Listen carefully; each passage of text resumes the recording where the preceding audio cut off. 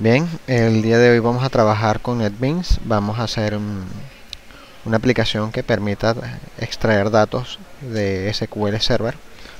Los datos de SQL Server que vamos a estar trabajando es algo muy sencillo. Solamente tenemos dos tablas, una llamada zona y otra llamada área, donde está relacionada. Una zona puede tener varias áreas.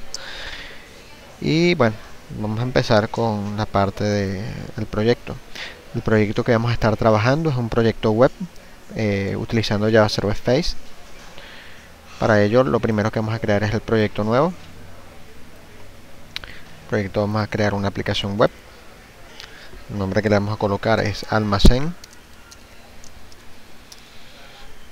Le digo siguiente. Le dejo los valores predeterminados en el paso 3. Le digo siguiente. Activo la opción de Java Server Face. Le digo terminar. Esperamos unos instantes y ya debería estar creando el proyecto.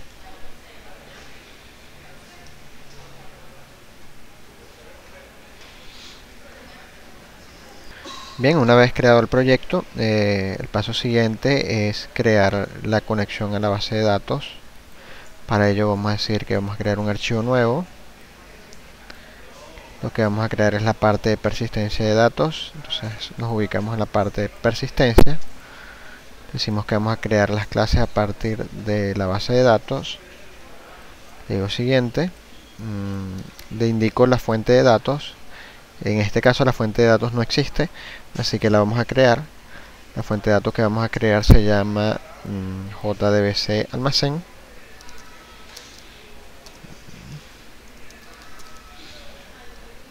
Y vamos a crear la conexión a base de datos. Tampoco la conexión a base de datos existe, de tal forma que la vamos a crear. La conexión que queremos crear es con SQL Server, pero podemos observar que no existe el controlador, así que lo creamos. Previamente ya yo he descargado de Microsoft el controlador de SQL Server. Lo que va a decirle agregar y lo selecciono en la ruta donde lo haya copiado. En el caso de nosotros lo copiamos en Javalib, SQL Server, SQL JDBC 2.0 y no. Bien, perdón, la versión sería aquí tal cual como está. Y la versión que vamos a estar utilizando es esta. Decimos aceptar. El nombre del servidor de base de datos puede ser un nombre de dominio o una dirección IP. En el caso de nosotros está en local. Entonces le decimos que es localhost. El puerto que hemos configurado para el SQL Server es el 1433. La base de datos se llama almacén. El usuario con el que nos conectamos es SEA. Algo muy importante, que cuando hagan la instalación de SQL Server le digan que permita una autenticación mixta y para que les permita crear los usuarios, y sobre todo el más importante por ahora es el usuario de SEA.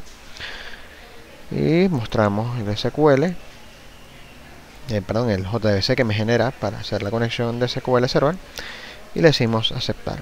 El siguiente paso que me indica es que le suministra el esquema en SQL Server, el esquema en el cual se crean los objetos en DBO. Le decimos aceptar y ya tenemos nuestra base de datos creada. Nuestra conexión a base de datos creada, le decimos aceptar y él me trae automáticamente las tablas de la base de datos. Le digo siguiente, selecciono las tablas, perdón, le digo agregar, le digo siguiente. En la parte de la tabla del nombre de las clases tengo en la parte izquierda el nombre de la tabla y en el lado derecho el nombre de la clase. Si los nombres de las tablas son nombres cortos o codificados, no tendría ningún inconveniente en cambiarle ese nombre y decirle que se llama de otra forma, un nombre largo para los programadores Java. Decimos que va a estar en org.jpa.entity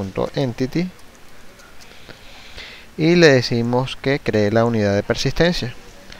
La unidad de persistencia es un archivo de configuración, un archivo de nombre persistence.xml, donde me indica el proveedor de persistencia, en este caso el JPA 2.0, y la fuente de datos que yo estoy utilizando, así como la estrategia de generación de tablas. Decimos crear.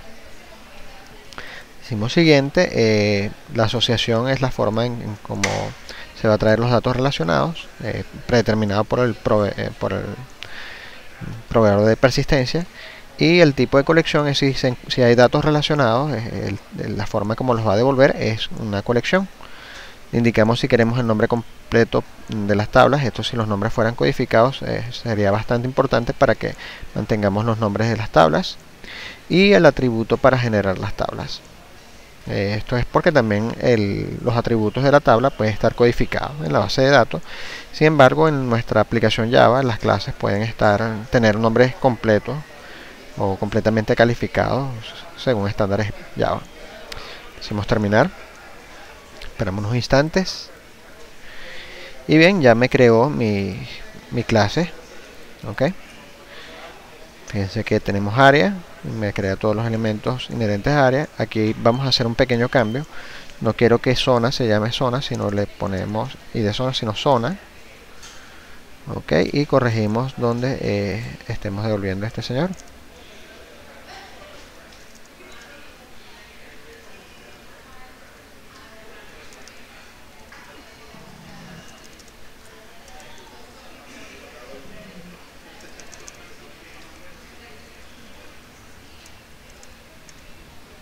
Bien, revisamos si hay algún elemento.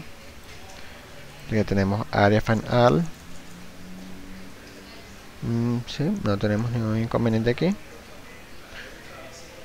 Bien, y lo mismo revisamos para zona. En este caso el área en la colección se llama área collection. Aquí no tenemos ningún inconveniente. Bien, en esta parte del tutorial aprendimos cómo hacer una reingeniería desde una base de datos. Creamos un proyecto, creamos la conexión a la base de datos, incluyendo la configuración del driver de conexión. En la próxima entrega estaremos haciendo las pantallas concernientes a este proyecto. Bueno, espero que haya sido de utilidad. Mi nombre es Marcos Lagos y cualquier cosa estoy a la hora. Gracias.